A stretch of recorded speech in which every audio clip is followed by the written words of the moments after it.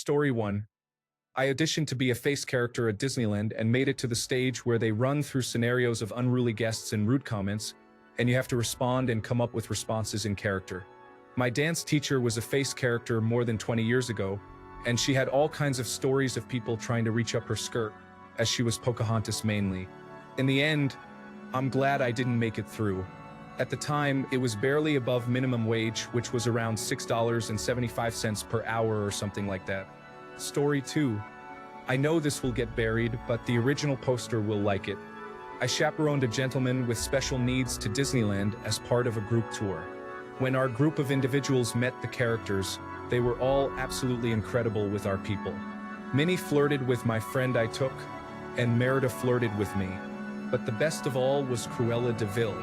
Normally, she insults whoever she takes pictures with. With us, she managed to stay in character but not say anything actually mean. She said to one guy with a cane, "Ah, I like your cane. You can use it to beat little ones out of your way." Story 3.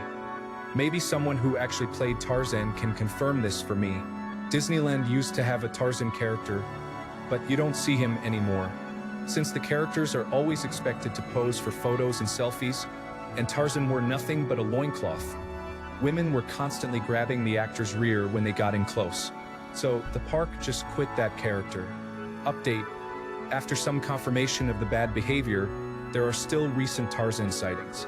It appears Disney paused the character and redesigned his loincloth costume into one more like a pair of shorts and a jungle vine sash. Apparently, women are still grabby, but the costume department tried to make it a little less easy. Story 4. On a Disney cruise, I met a guy who looked exactly like Peter Pan. When we asked him, he said, "Nope, Peter Pan has brown eyes," or something like that. The next day, when we went to get a picture with Peter, he got super close and whispered, "See? Peter has brown eyes." Hands down, the best Disney employee I've ever met. He was also Pluto. Story 5. I am a former cast member. While not a character myself, I did work the parade route from time to time, making sure kids didn't dart out in front of floats and such. Friends of characters would often be playful with cast members along the parade route, winking, making silly faces, and so on. There was one day when Baloo came up to me mid-dance and proceeded to bow to me. Baloo also happened to be wearing a crown or hat with a star on the top. Baloo probably wasn't aware of how tall that actually made them. Baloo managed to smack me right in the mouth with that star, cutting it open and giving me a fat lip. Fairly certain I heard Baloo audibly gasp when they stood upright again. Paused to mouth. Immediately stopped dancing. Just stared at me as I bled. They tried to grab my hands and pull me to them, but their handler came and ushered them along. Oops. Story 6. I watched Jack Sparrow talking to a kid when the kid started puking everywhere. He said, "Too much of the old apple juice, eh? Been there myself. Even ran out once." All the while, the kid is just projectile vomiting everywhere. Story 7. A bit late, but I did the college program at Walt Disney World. Never saw a character break when I worked audience control for parades. Definitely saw a few fully costumed characters get sick in their heads, and Prince Naveen once got heat exhaustion and managed to leave the parade route fully in character. Once the parade was over, we saw him in the back almost completely passed out. Typically, the parade will just speed up to double time if a character actor is in distress. Story 8. I was at Disneyland once and the sheriff of Nottingham was fake menacing a child. He reached out to touch the kid's balloon, and for some reason, it popped. The character actor was clearly stunned. A new balloon appeared less than 30 seconds later. Story 9. Saw a recent video on YouTube of a performer talking to this little girl, and her dad had just started filming. Apparently, the story the little girl was telling got the performer laughing so hard, she had to turn her face away, and eventually got up and ran away because she couldn't stop laughing at whatever the little girl's story was. Super adorable. Story 10. I have a close friend who was Woody for a while at Disneyland. He said that one time a float caught on fire during a show, and they had to play it off completely in character. They danced around it and had to quickly get it backstage to deal with the problem. He said they played it off well enough that no one seemed to notice, and there wasn't any panic. He said he had never seen an instance of anyone breaking character because everyone was very well trained, and there are always at least 6 or so cameras that can see you at all times. I also once offered an unopened water bottle to an employee when it was nearly 100 degrees, and he said if anyone at Disney saw that, he would be fired. They can't take anything from guests. He also mentioned the cameras constantly watching both crew and patrons. I texted my friend to confirm, and he has given me another story to share. One time, an acrobat fell off a float, face planted into the ground, and knocked herself out. They had to surround her in a circle and dance in sync as they dragged her away. They played it off well, and apparently no one noticed. Story 11. I've seen articles that face characters can leave at any time if harassment is bad, using in-character excuses. Costume characters always have an attendant with them to control unruly guests. Story 12. Worked at the Disney store in late 1987 and 1988 in Orange County, California. I think at the time it was like one of only a handful of stores open. The back of the store had a big screen where we constantly played some Disney video. Every once in a while, the biggest, most muscular, and most flamboyant guy would come in and kindly request we play anything related to Winnie the Pooh. He'd then proceed to prance around the store, coming in the evenings towards closing, and sing the Tigger parts of either dialogue or any song. Turns out he was one of the Tiggers at Disneyland. He just loved being Tigger. Story 13. My cousin used to do this when I was a kid. We would always try to find her on days we knew she was working. She mostly played Pooh Bear. She would never say out loud, "Hi, Nugatuk," but she would get very animated and jump around to give us hugs. Occasionally, she would still say things like, "I have a rumbly in my tummy." I thought I was the coolest kid because I knew Pooh Bear. Story 14. I wasn't a character but was a cast member. I was walking from backstage into the park. If you've seen the transitions, they are S-shaped to keep people from peeking in. I was pushing a dolly or hand cart. The ones we used had 2 long supports sticking out from the end.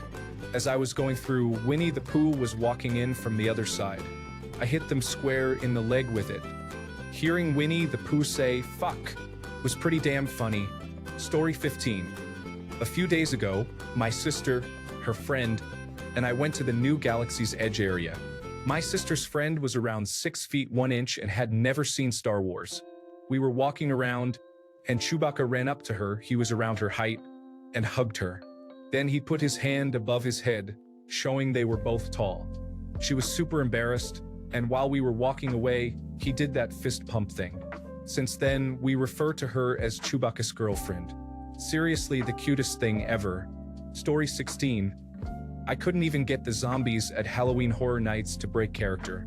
I asked one where the restroom was, and he flung his arms in the proper direction and grunted. Pretty hilarious. Story 17. I worked in the Walt Disney World character department at Magic Kingdom many years ago. I can't remember breaking character, but I do remember working at the restaurant at the Contemporary Resort for dinners. One time, we had a Make-A-Wish child as a guest, and they were just the most awesome kid. It was heartbreaking to know why they were there. Our lead allowed us to do a group hangout with the child for about an hour in costume, playing, running around, and having fun. You could never play like that in the parks, you'd start a kid riot. We just all hoped we made that little kid happy. Bonus fun fact. The Goofy costume for the Electric Light Parade was worn by a float driver. Because the driver was seated, there were no pants with that costume, just the glittery top, head, and gloves. Story 18. They do not break character. My best childhood friend is a face character. During the interviews, they bring you through many challenging scenarios like kids with lost parents, kids who act mean, and more. If you break character, there are 1,000 other people of your exact height and hair color ready to play the character better than you. They even made her do an impression of a Disney character without speaking. She had to be able to just portray the essence of the character, and if they couldn't guess who she was, her interview was over. They are incredibly serious about staying in character. Anytime something bad enough would happen that they should break character, their handler would just guide them away and handle it themselves. Bonus info. She isn't allowed to tell anyone who she plays, except family and friends, or post anything about work on social media for the entirety of her time at Disney. or else she will be fired. Story 19. I wasn't a character but worked closely with them as a photographer. Disney performers are trained to never break character for any reason. They have ways of signaling their character attendant that they are in distress, and it's generally up to the character attendant to avoid any uncomfortable situations. As for strange situations, they do encounter people who stalk them in the park. Some people get in those lines multiple times to get a photo with a specific performer. The odd side of Disney fanatics is something else. Story 20. I don't work for Disney, but I work for Party Princess Productions that does Disney birthday parties on the weekends. I was Darth Vader in Malibu for this kid's birthday. It was only him, which was rare, but we had fun. We played lightsaber hide and go seek where, when he finds me, we duel. I had him practice the Force on me, helping him focus and toss me to the wall. In the middle of all the fun, the kid starts coughing. Subtle at first, then it gets worse. It gets to the point he's not breathing and he's not moving. I took off my helmet and was about to perform CPR when the mother came out with his inhaler. She told me he can't play anymore because he has bad asthma and it gets worse the more active he is. I put the helmet back on, played things off, we opened presents together, and I left. To this day, I hate that mother for watching me play with her kid, knowing his condition, and not telling me a word until the poor kid nearly suffocated. I called my boss and told her that I need to know all medical conditions before the party right away from now on. I hope that kid had fun. I still feel horrible for almost killing him from teaching him the ways of the dark side. Story 21. I wouldn't say break, but I was a lifeguard and I had to ban this kid from going down the water slide. Every single time I told him he had to be feet first, and every time he said okay. But he kept going head first, and it got to the point where the other kids saw him and were copying him. He left and cried to his mom and dad, and I explained to them why. They left and cried to my coordinator. And my coordinator came back saying that wasn't very magical. I explained that after several times of this kid not listening, other kids were copying him. In any case, I got a stern talk about being the nice lifeguard who explains why versus the mean lifeguard who just yells orders. Later that day, that kid was running across the deck, despite several requests not to, tripped and fell on the concrete. Don't hate me because I don't feel bad. Story 22. My neighbor, who passed away a couple of years ago, worked at Disney for years. One day, he was stocking shelves in a gift shop and came around the corner, nearly running into none other than Paul and Linda McCartney. Before he could stop himself, he loudly exclaimed, "Holy moly, it's the McCartneys." He immediately realized how big of a breach of Disney cast member etiquette he had committed and turned 12 shades of red. However, before anything bad could happen, Paul and Linda just smiled, laughed, and introduced themselves. Apparently, they were wonderfully laid back about such things and quite used to surprised reactions when people recognized them in public. He didn't get into any trouble, as his boss saw the whole episode and thought it was hilarious. I think they both signed a hat or something for him as they were checking out. Story 23. A face performer broke character for my husband and me. I won't say which park, but we took a trip to Disney about 2 months after our infant son died. He was our first. Our entire nursery was Neverland and Peter Pan themed. We always wanted to take him to Disney, have him meet Peter. Well, he couldn't. I got a memorial tattoo, an exact replica of my son's hospital ink handprint, and we got a picture of Peter Pan with the tattoo. We were alone with him and his handler. I tearfully explained the situation before asking him to pose with my arm. He took lots of photos with my tattoo and us, and afterward, he hugged me tight, told me he was proud of me, and God bless us, and he was so sorry for our loss. It was amazing, emotional, and I'll never forget that Peter Pan was proud of me for finding the strength to keep on living. It honestly meant the world. I'm so glad he broke character. I'll always treasure those photos and that memory. Story 24. One of the traditions for our college sorority back in the 1980s was that the day after initiation, all the new members and their big sisters would go to Disneyland wearing their brand new letters. One of the costume characters in the parade kept throwing gang signs or something at us, and we were so confused. Turns out it was one of our sisters who had to work that day. She was trying to do our sorority's hand symbol, but with her hands in oversized furry gloves, it didn't show up so well. Story 25. My wife was goofy for a semester in college. She accidentally ripped the feeding tube out of a Make-A-Wish kid in a wheelchair going in for a hug with poor visibility from the costume. Luckily, all wandering costume characters have uniformed handlers to assist, but it's kind of hard to stay in character as Goofy after something like that. She felt terrible and was traumatized for weeks. The kid was fine from that incident at least. It was a hassle to mitigate, but no medical damage resulted from it. Story 26.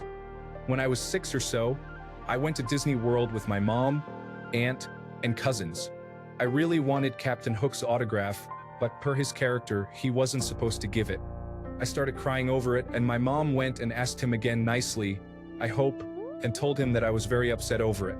He signed my book, even though he wasn't supposed to, and I always thought that was neat. So, to Captain Hook from 1989 or so, if you're out there, thanks, and I hope you didn't get in trouble for that.